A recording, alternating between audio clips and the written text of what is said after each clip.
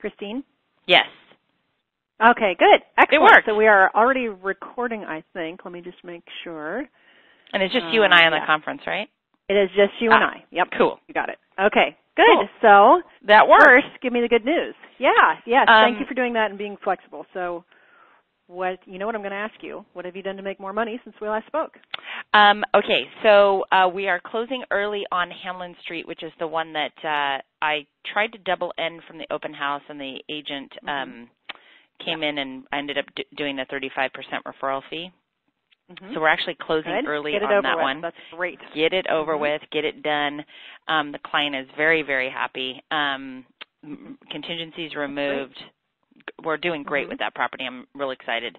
The third property that we've been in escrow 3 times, that one we ended up accepting an offer. We've got multiple backups, which is great.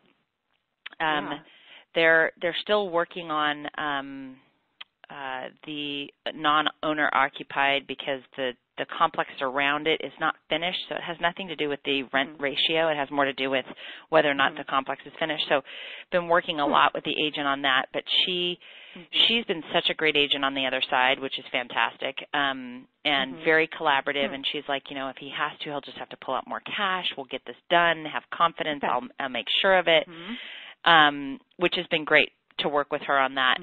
I ended up having 2 open houses with that property. Christine's been at work. Yes.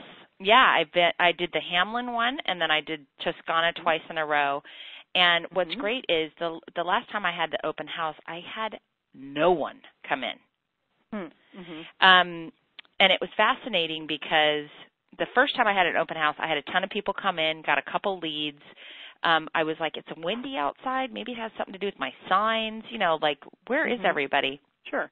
But before I did the open house, my best friend, who's very spiritual, she's like, you've had a lot of bad luck with this property. Like, what's going on with this property? And I'm like, I don't know. It's the most beautiful condo. Seriously, $200,000 in upgrades, and it's a $350 condo. Nice. So she said, I want you to take a candle, and I want you to go to every corner of the house because it's vacant. And I want you to say out loud, bring love and light people into this property and shed all negativity away. And I did that. And as I was getting ready to leave the property, when no one had come in, I got a phone call, and he said, are you still having the open house? And I said, yes. And he goes, can I come by and see it? He comes in, he and his wife, lovely people. They're Persian, speak Farsi and English, lovely people, totally hit it off with them. They said, will you be willing to coach us in real estate and show us how to, he's like, we have friends that are realtors. We've talked to several realtors about buying property. You seem very knowledgeable. We trust you, and will you sit down with us and have coffee and discuss our wants and needs? And I'm like, absolutely. Wow.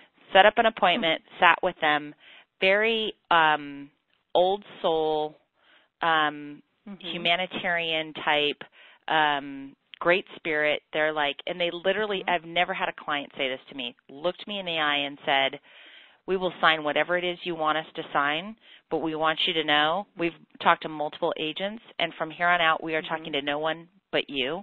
We want to hire you for the job. We want you to be our go-to agent.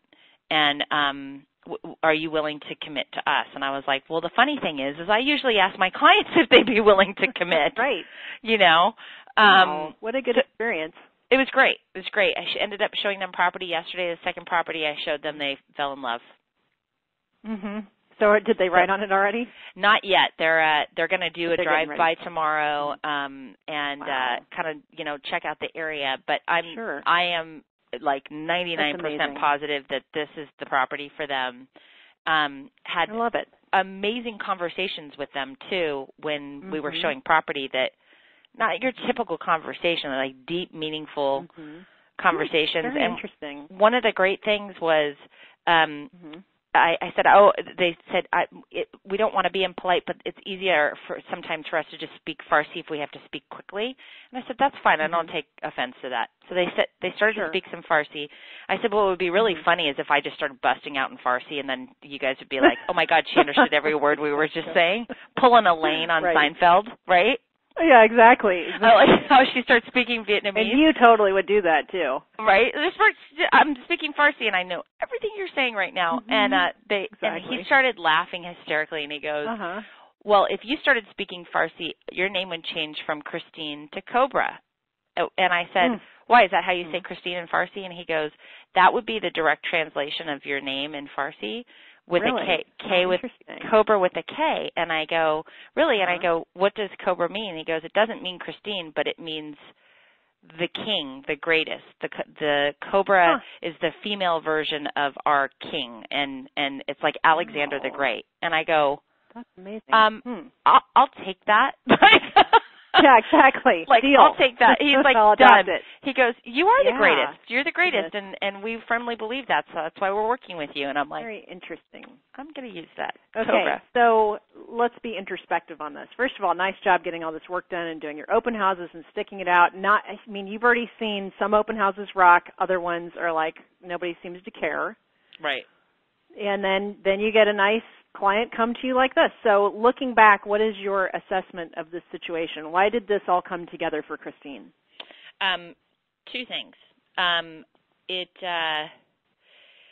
First of all, I need to be doing more open houses because they work for me.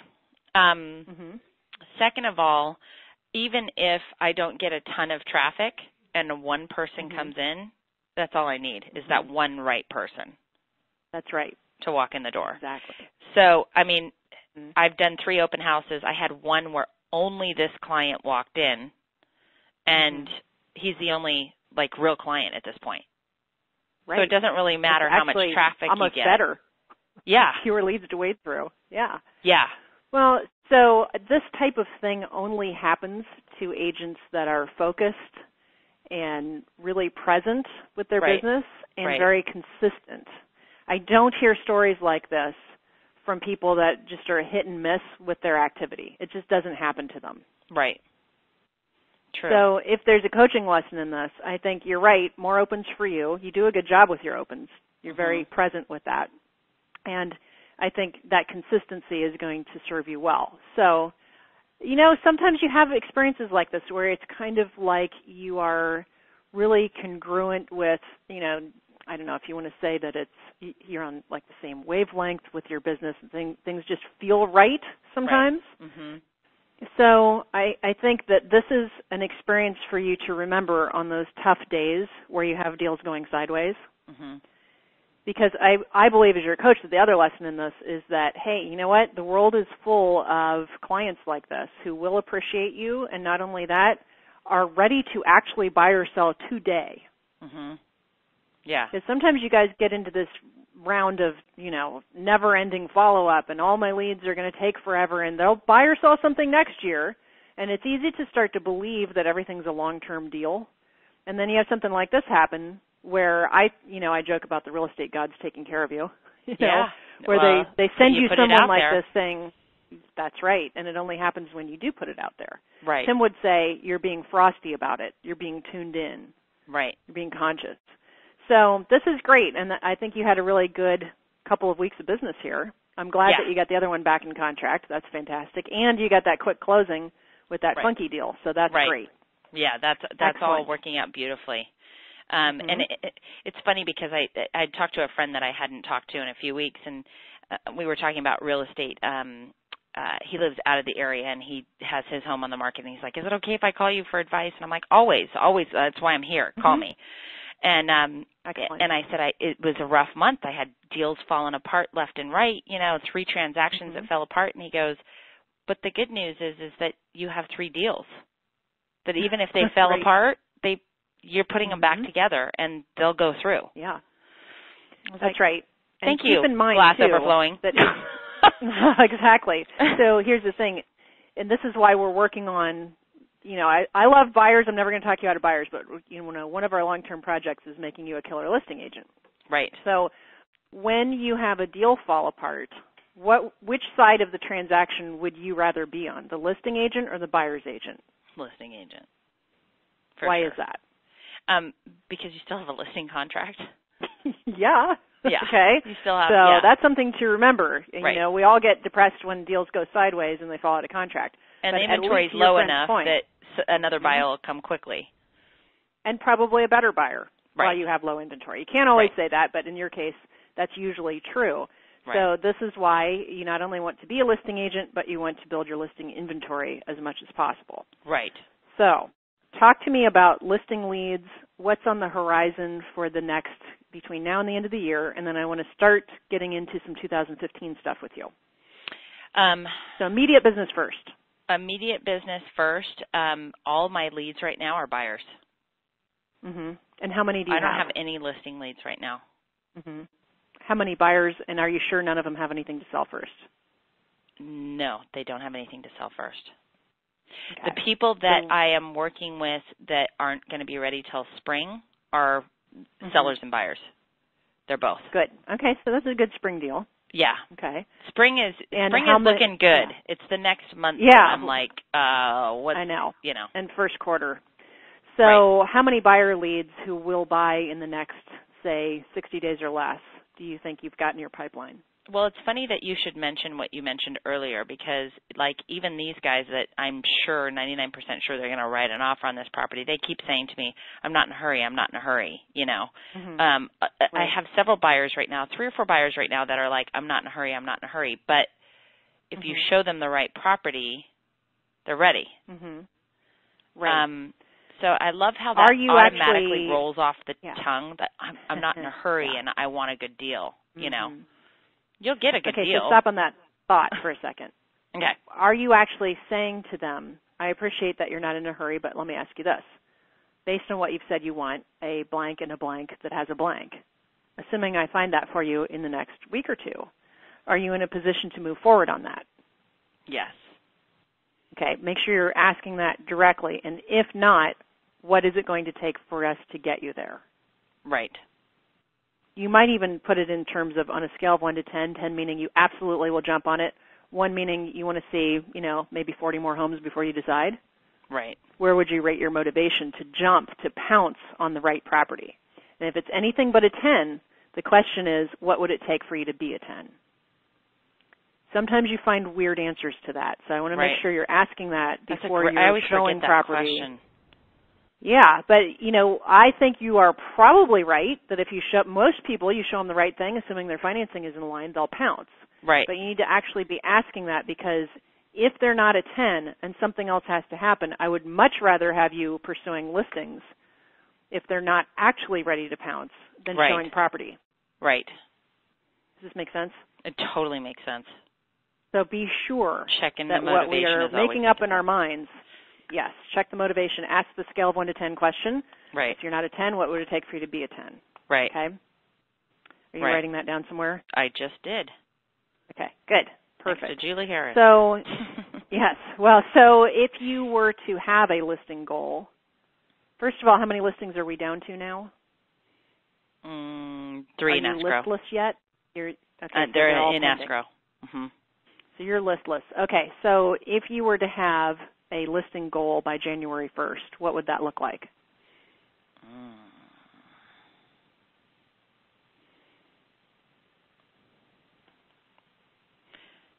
This is an important thought. It is an important thought because I want to be really realistic about it while still going, what can I do? Well, that's why I said January 1st and not December 15th.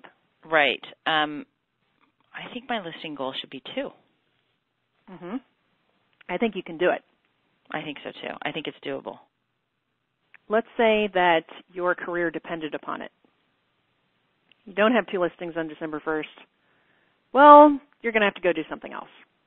And you'd be a really cute Walmart Pretty reader, please? but I don't think that's... Pretty please? That's probably...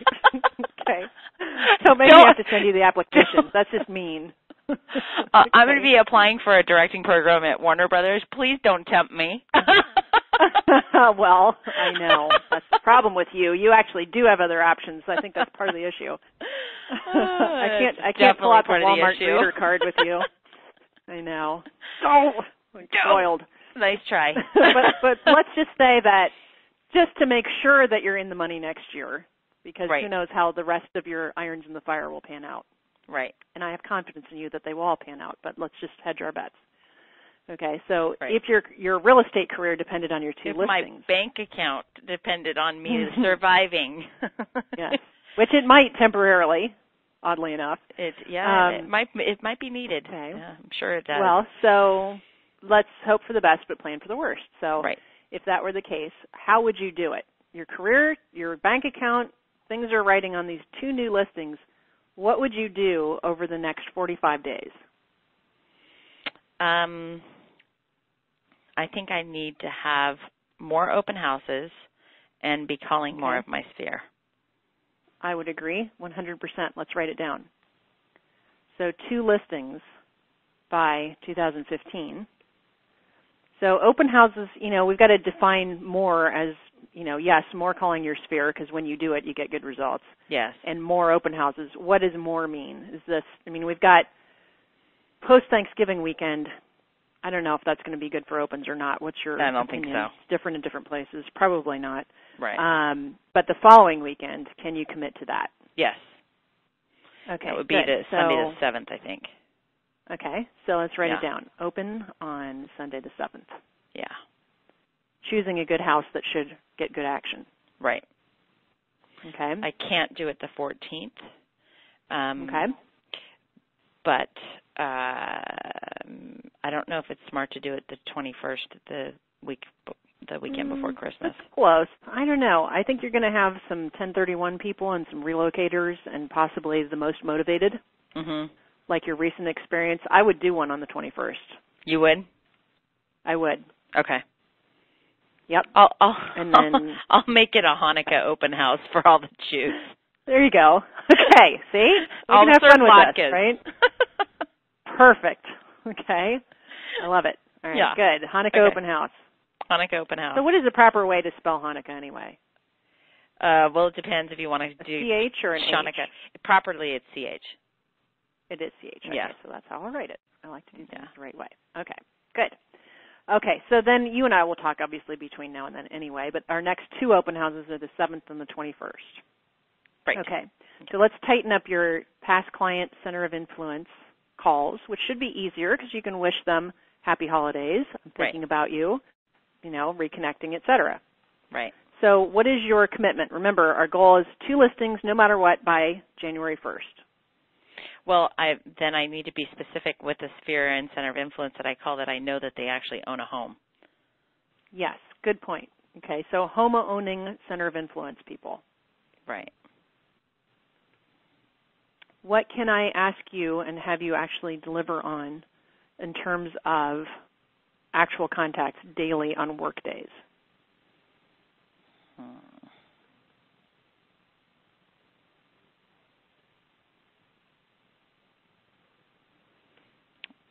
Something reasonable, but not too lightweight.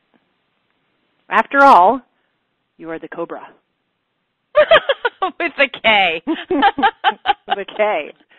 With a K. Okay. Well, no? okay. You So better be careful what you tell your coach because I will use it against you. Okay, so originally I was like in that 5 to 10, and then I was like push it, and then I just because you just said Cobra with a K, my lucky number, one of my lucky numbers is 11, and K is the number 11. So I'm going to say 11 a day. I like it. That's excellent. Okay. Yes. Perfect. So 11 actual contacts. Okay. Right. So now is that 77 or is that 55 a week? Let's see. No, I think 55. Okay. I want you to have your weekend. Okay. To do open house. Okay. You guys like to have fun. I see your Facebook page. I know it's okay. Okay. Opens and family time. It's all good. Right. So I think somehow to keep you on track for 11. Which I want you to know, by the way, that UCLA-USC game that you saw the pictures of, I was prospecting at the Rose Bowl. I just want you to know that. Yeah. I was handing out my card to people. Awesome. That's what I'm talking about. That's tailgating. That's tailgating at its best. Guess what? That counts. Okay, that counts. A lot. I mean, a lot of your deals have come this type of way, so yeah. I'm okay with that. That's my center of influence. Okay. What do you got to That's sell? right. Exactly. So, if I were to ask you to actually email me who the 11 contacts were daily, how would you feel about that? I say bring it. Good answer. Okay. I'm writing it down in my own brain book here. 11 I contacts. like that a lot, actually. Keep me daily. accountable, girl. I want names, okay, as well as any maybe questions they have, objections we need to deal with, situations, anything that I need to know as a result of this type of prospecting. So we can talk about it. Love it. Okay, and added accountability. Now, we're going to see how this week goes, because if I'm turning up the heat on you because you need these listings. Yes. And your buyers are not all totally slam dunk. Right. Buyers, technically no buyer is slam dunk because they can all rent. True. So I want to turn it up nicely. I'm going to see how this week goes accountability-wise. So I'm writing down in my notes, daily email from KF about now and this is going to start December 1st because we're out of town. Yeah, Monday, December 1st. I was about to ask you that. So December 1st on, okay? Okay. Now, should I not hear from you or you not make 11 contacts on work days, leaving you alone on the weekends, on work days, okay, if you slack this week, I'm going to have to turn it up to some kind of level of punishment. Like maybe forced FSBO calling on our next call, which you're not allowed to reschedule. Or, but it works for some clients. Don't make me have to do this. Don't make me go there. Make me go there. $100 fine for every